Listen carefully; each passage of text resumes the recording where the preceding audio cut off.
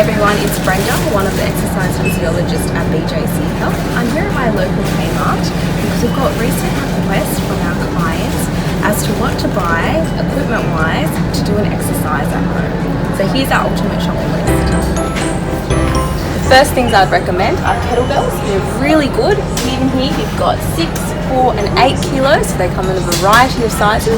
I'd recommend a 12 kilo. They're really good to work out both your legs and upper body. The second thing on our shopping list are dumbbells. They're so easy to use and they're not too expensive either. Here we've got a 5 kilo, 3 kilo or a 2 kilo. Super easy to use. Really good for your upper body, your core and your lower body. I'd recommend getting about 3 to 5 kilos depending on what you're comfortable with. The third thing on my shopping list are resistance bands. Here they have a range as well. You've got from lightweight to heavy, which is this grey one I believe. They're so good to use. You can wrap them around anything or just tie them together and use them.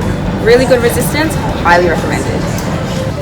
Okay, that brings us to the end of our list. I hope these things are easy for you to get. They're really good, so I hope you get them soon and we can definitely help you out with exercises to do with them.